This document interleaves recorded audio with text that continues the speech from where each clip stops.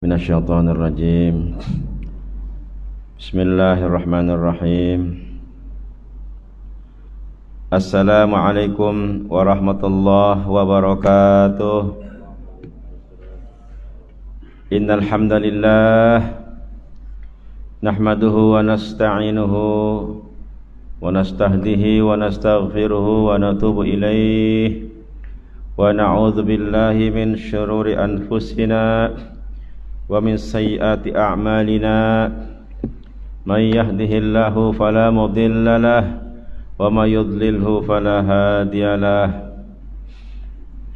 Assalatu wassalamu ala Rasulillah sayyidina wa habibina wa maulana Muhammad ibni Abdillah wa ala alihi wa sahbihi wa mawalah. Qalu subhanaka la ilma lana illa ma 'allamtana innaka antal alimul hakim. Qala rabbi shrah li sadri wa yassir li amri wahlul 'uqdatam min lisani yafqahu qawli. Yarfa'illahu alladhina amanu minkum walladhina utul ilma darajat. Shadaqallahul azim. Amma ba'd. Yang dimuliakan para hadirin jamaah Maghrib rahimakumullah, marilah kita sentiasa merafakkan kesyukuran kehadrat Allah Subhanahu wa taala atas nikmat yang dikurniakannya hingga saat ini. Kita baru beberapa hari melepasi bulan Rajab. Saat ini baru beberapa hari kita berada di bulan Sya'ban, bulan yang kita sentiasa pohon kepada Allah semoga kita mendapatkan keberkatan pada 2 bulan Rajab yang sudah berlalu dan Sya'ban yang baru kita masuki. Apabila kita berada di bulan Sya'ban, tentunya fikiran kita adalah hanya ada 1 bulan lagi di hadapan kita. 1 bulan yang kita anggap mulia dari sekalian bulan. Bahkan ada 1 malam yang paling mulia dari sekalian malam, hingga melangkaui 1000 bulan. Malam itu terdapat hanya ada pada bulan hadapan, yaitu bulan Ramadan, bulan suci Ramadan, yang kita selalu menambahkannya dengan Al-Mubarak. Al-Mubarak, jangan pula ingat Al-Mubarak, kedai Al-Mubarak yang menjual buku-buku Islam, tapi mungkin juga ada signifikannya ya, untuk kita menantikan bulan Al-Mubarak yaitu Ramadan, dengan persediaan ilmu yang merujuk kepada buku-buku yang perlu kita miliki, yang ada dijual di kedai Al-Mubarak juga mungkin insyaallah. Jadi meneruskan usaha kita untuk mendapatkan keberkatan di malam atau di bulan Sya'ban ini sebagai bekalan untuk kita menghadapi bulan Ramadan. Kita teruskan dengan perkongsian ilmu kita dalam bidang hadis Sahih Muslim, untuk kita menambah semangat ilmu, menuntut ilmu. Dan mungkin bulan inilah ya sebagai peluang, karena biasanya pada bulan Ramadan majelis ilmu itu ditangguh buat sementara waktu dengan sebab masa dan kesesuaiannya untuk lebih menumpukan kepada ibadah masing-masing, kecuali lah mungkin kuliah subuh dan ahad mungkin seperti biasa ya. Para jamaah sekalian, marilah kita meneruskan pembelajaran kita tentang hadis ini, di mana pada minggu lalu saya sedikit tambahkan 1 ilmu berkaitan dengan kedudukan syaitan yang sentiasa mencari untuk memasuki tubuh badan kita dan bersembunyi di dalam tubuh badan kita, di mana ada sekurang-kurangnya 7 bagian tubuh yang sensitif yang apabila kita tidak menjaganya, disitulah syaitan akan berusaha masuk. Dan apabila syaitan sudah masuk, tentunya kita akan ada kelemahan dan kita mungkin akan tergoda, terikut dengan bisikan syaitan. Ya, 7 bagian itu sudah kita sampaikan, boleh diingat semula, boleh dilihat juga dalam live Facebook itu kan. Ya, para jamaah sekalian yang belum pernah membuka Facebook Masjid Assalam, sila dibuka. Ya, ada di sana beberapa maklumat dan juga video-video ini juga terkumpul, ya. Boleh untuk disemak semula. Berkaitan dengan sunnah Nabi SAW tentang perlunya memaklumkan kepada orang lain apabila kita berjalan keluar bersama istri kita ataupun wanita yang menjadi muhrim kita, mahram kita, bukan muhrim ya, mahram. Kita maklumkan kepada orang lain, terutamanya yang belum mengenali, ya, belum mengetahuinya, supaya tidak berlakunya fitnah ataupun buruk sangka. Ya, seperti pernah juga saya sendiri pun pernah lalui. Ya, saya perhatikan ada pasangan, saya tak tahu itu sudah bernikah, ya, tapi sempat saya dalam hati juga tertanya kenapa perbuatannya macam ini. Rupanya dibilang sudah kawin, ya, tapi itu jugalah barangkali juga sebab cara pernikahan itu pun perlu disyiarkan, ya, perlu dihebahkan supaya seramai mungkin orang mengetahui adanya pernikahan itu. Sama ada pernikahan pertama, kedua, ketiga atau keempat. Ya. So kebanyakannya hanya pernikahan pertama yang dihebahkan, pernikahan yang lain-lain disembunyikan, dan ini akan menjadikan fitnah. Begitu Islam menjaga, ya, menjaga supaya tidak ada perbuatan ataupun prasangka yang tidak baik, yang tidak betul kepada saudaranya yang lain. Jadi dengan merujuk ataupun dengan memberi amaran oleh Rasulullah SAW, perlunya pemakluman itu tentang istri yang kita miliki kepada orang lain, walaupun orang lain itu tidak berburuk sangka, tidak juga membuat fitnah, tetapi Nabi berpesan supaya menjaga-jaga suasana. Nabi mengatakan sesungguhnya syaitan itu masuk ke dalam tubuh manusia melalui pembuluh darah, melalui saluran darah. Bayangkan ya, saluran darah itu kan mencakupi seluruh organ ataupun anggota badan kita. Jadi kalau syaitan berjaya berada dalam saluran darah, bermana berkemungkinan kita telah dikuasai oleh syaitan iblis laknatullah. Pada malam ini kita berpulang untuk meneruskan tajuk yang saya pikir agak ringan insyaallah, dan mungkin tidak susah untuk mencontohi sunnah Nabi yang akan disebutkan di sini, dan ianya memang berkaitan rapat dengan aktiviti kita sehari-hari, sama ada di masjid ataupun di luar masjid, ya. Tajuknya adalah bab man ata majlisan fawajada furjatan fajalasa fiha wa illa wara'ahum. Ini dalam bahasa Arab, ya.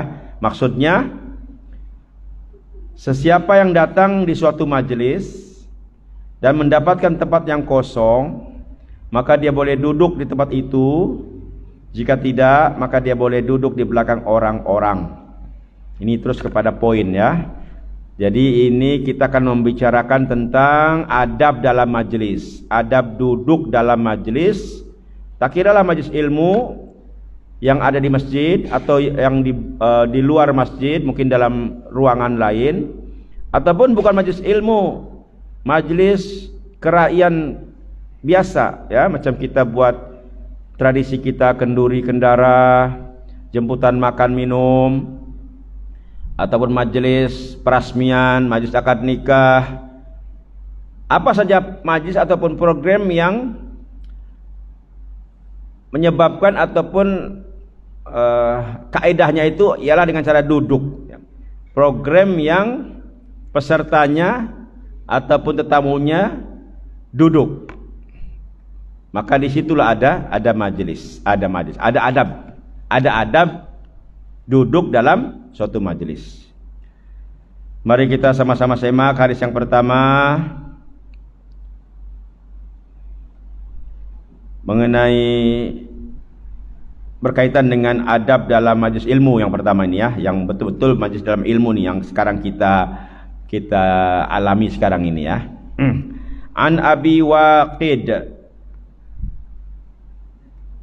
Al-Lathi anna Rasulullah sallallahu alaihi wasallam bainama huwa jalisun fil masjid wan nasu ma'ahu idh aqbala nafarun salasatun fa aqbala isnani ila Rasulillahi sallallahu alaihi wasallam wa dhahaba wahidun qala fa waqafa ala Rasulillahi sallallahu alaihi wasallam fama ahaduhuma fara'a furjatan fil halqati fajalasa fiha wa ammal akharu fajalasa khalfahum wa amma thalithu fa adbara zahiban falamma faragha Rasulullah sallallahu alaihi wasallam qala ala ukhbirukum anin nafari as-salasah amma ahaduhum fa'awa ila Allah fa'awahu Allahu wa amal akharu fastahyallahu minhu wa amal akharu fa'aradallahu anhu. Rawahu Imam Muslim ya, rawahu Muslim.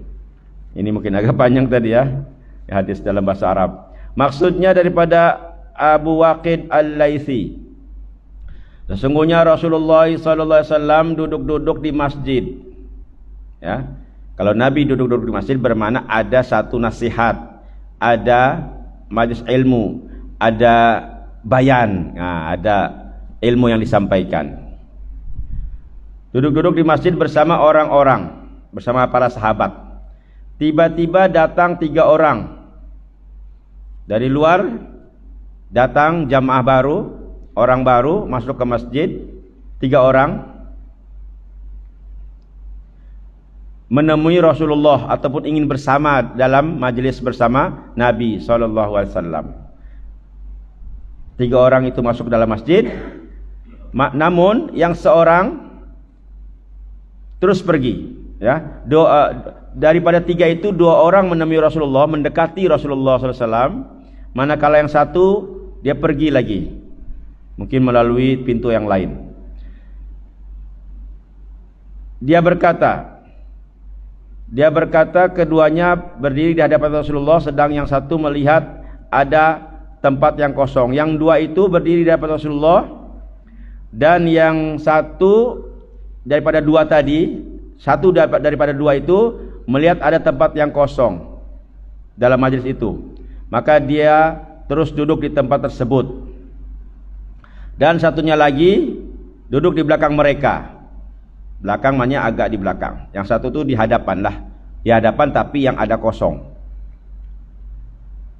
Setelah Rasulullah SAW, yang ketiga sudah pergi tadi kan. Setelah Rasulullah SAW selesai memberikan nasihat atau ilmu, baginda Nabi bersabda, adakah kalian mahu kuberitahu tentang 3 orang tadi?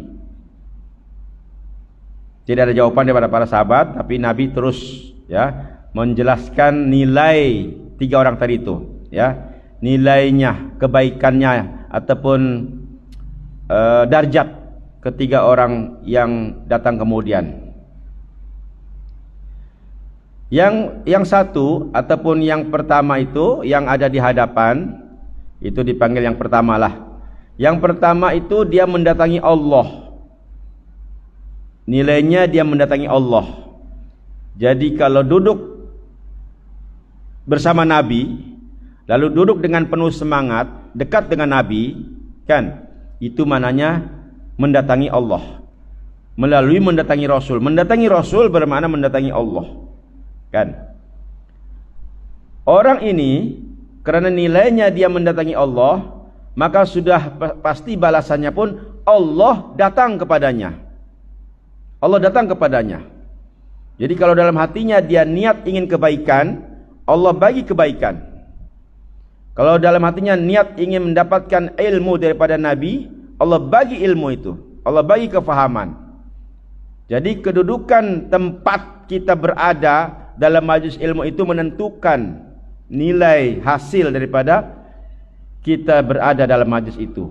Ya, saya tidak sentuh mana-mana pihak lah maksudnya. Ya, ini adalah fakta yang Nabi SAW sampaikan. Jadi sudah jelas yang pertama ini adalah orang yang terbaik. Manakala yang kedua, kenapa dia pilih di belakang? Orang kedua ini masuk ke dalam majlis Nabi tapi pilih di belakang. Mananya nilainya apa? Nilainya dia malu. Kata Nabi ini ya, kata Nabi. Yang kedua itu dia malu kepada Allah, malu daripada Allah. Karena dengan Nabi pun malu, dengan Nabi pun dia tidak mendekat. Dia pilih tempat yang jauh. Bayangkan itu Nabi. Kalau di sini ceramah, yang penceramah daripada kampung, itu pada saya malu pun malulah, kan? Tapi ini Nabi Rasulullah SAW yang mendapat wahyu, yang sentiasa ditemani Jibril, yang sentiasa bercakap benar, yang gerak-geriknya, ahlaknya dikatakan ahlak Al-Quran. Maka kalau dia malu dengan Rasulullah, sudah pasti bermakna dia pun malu daripada Allah. Jadi kalau begitulah nilainya, dia duduk di belakang karena malu, maka apa kata Nabi? Sudah pasti Allah pun malu kepadanya. Jadi sama, imbang dia punya balasan. Kalau dia malu, Allah pun malu. Ini peribahasalah. Kalau Allah malu, jangan samakan pula malunya dengan malu manusia. Allah malu bermakna Allah tidak berikan apa yang sepatutnya dia dapat. Walaupun dia berada di majlis ilmu yang sepatutnya mendapatkan ilmu, tapi karena dia malu-malu, maka Allah pun tak bagi kefahaman. Seolah-olah Allah pun malu memberikan kefahaman, kan? Ya, ini rasional, logik juga. Kita pun sehari-hari kalau kita nampak ataupun berhubungan dengan orang ini kan berbeza. Kalau orang tu berani, orang tu sentiasa mendekati kita, kita pun anggap dia ini apa yang dia inginkan kita boleh bagi, kan? Sebab dia ada kejujuran. Tapi kalau yang malu-malu, ya, kita pun teragak-agak, ya, untuk memberikan apa yang sebenarnya dia mau.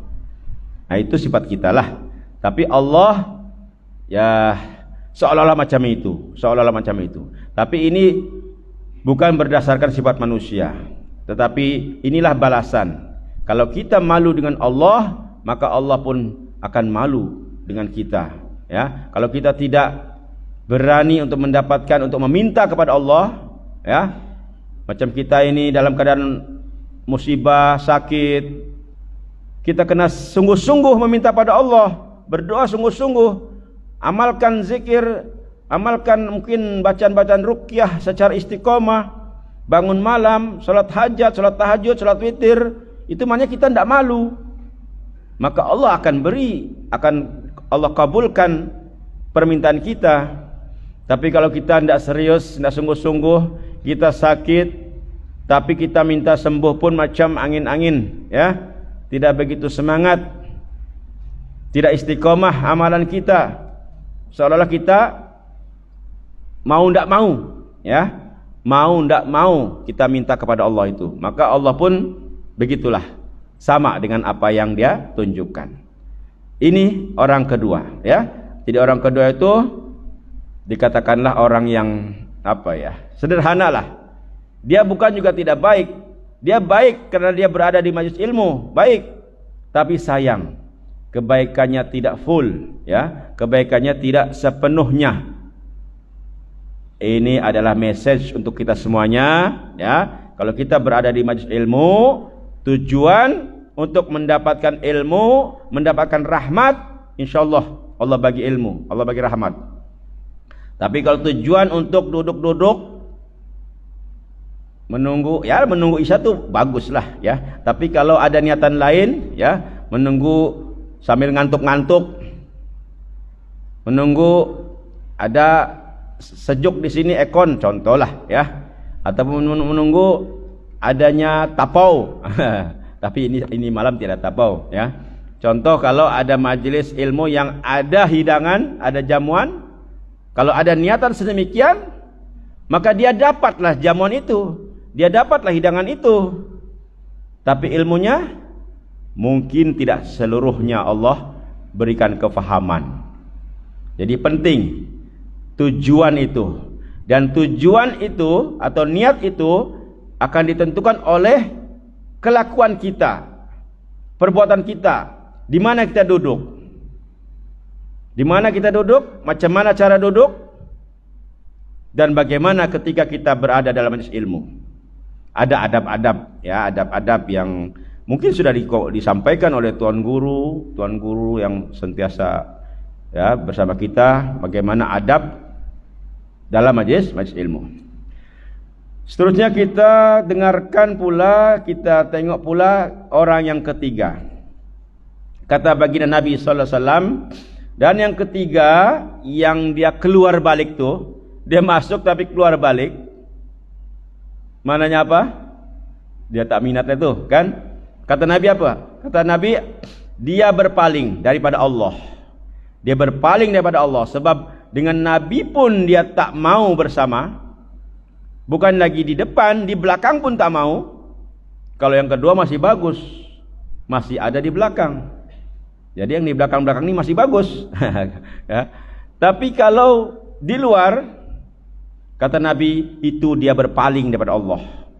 Kalau dia berpaling daripada Allah, maka Allah pun berpaling daripadanya. Allah berpaling maknanya langsung tak ada rahmat, langsung tak akan ada kefahaman. Walaupun minta maaf ya, di luar macam ini ada majelis ini, di luar ada speaker kan. Mungkin ada punya alasan, saya mau dengar di kereta sajalah, ada speaker juga kuat. Nah, mungkin begitu ya. Nah, tapi kalau ikut hadis di sini dalam majelis, artinya tak boleh keluar. Kalau keluar maknanya dia berpaling. Ya itu mungkin kita boleh berbeza pendapat lah ya. Tapi yang afdolnya untuk berada kita dalam majlis. Melainkan katakanlah ruangan ini sangat sesak penuh karena yang ceramah adalah pendakwah antarabangsa ya, ataupun selebriti, apa itu, ustaz selebriti dan sebagainya lah. Penuh. Jadi terpaksa di belakang. Itu lain cerita ya, lain cerita. Jadi ini dianggap orang yang berpaling daripada ilmu. Ini adalah 3 sampel pada saya, 3 jenis manusia, sampel untuk kita semuanya. Kita sampel yang mana? Sampel A, datang bertemu Nabi dan duduk dekat Nabi.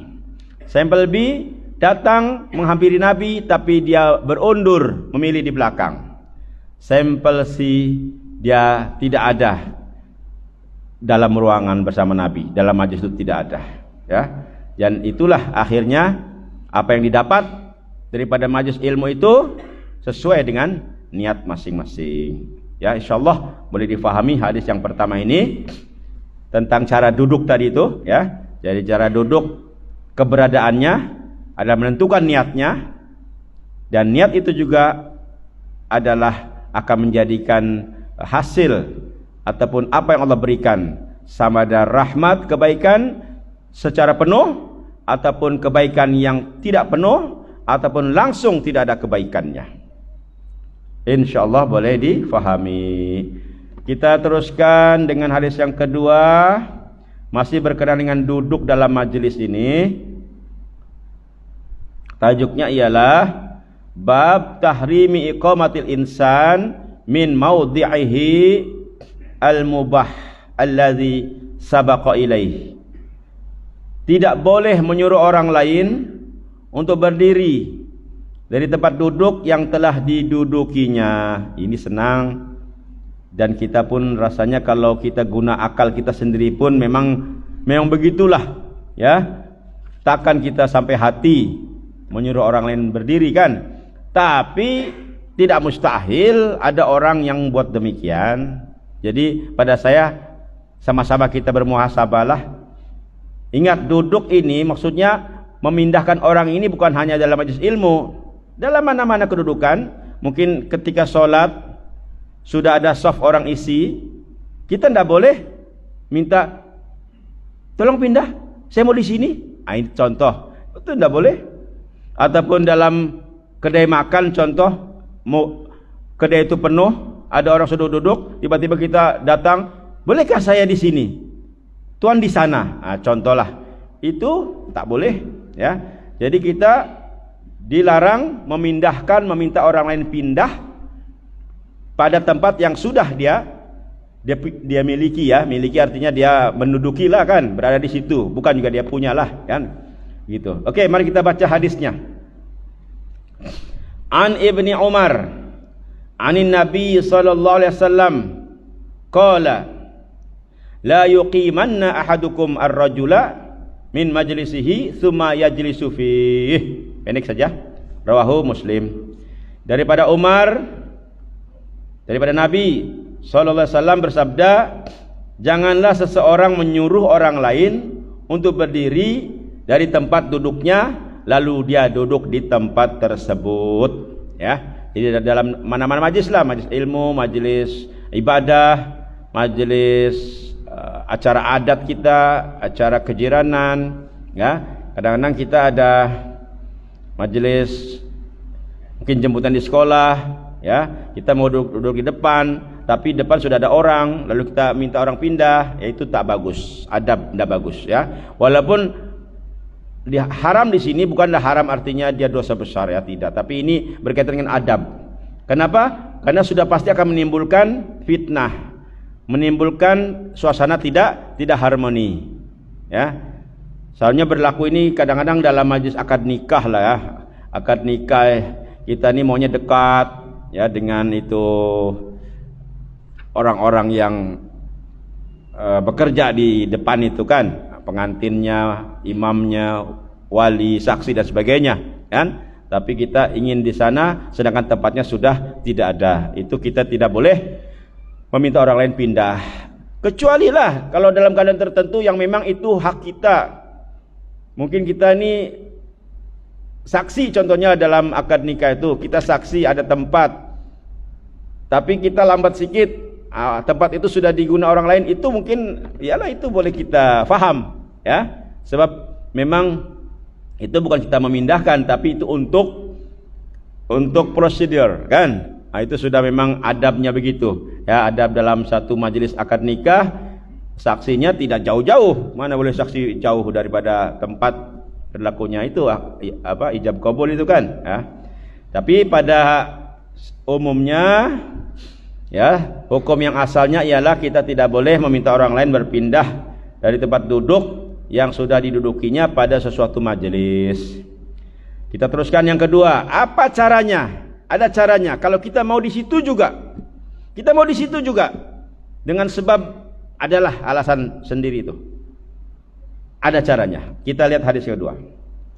An Ibni Umar, anin Nabi sallallahu alaihi wasallam, qala la yuqimur rajulu ar-rajula min maq'adihi tsumma yajlisu fihi walakin tafassahu wa tawassa'u. Ini yang dua perkataan ini. Tafassahu wa tawassa'u.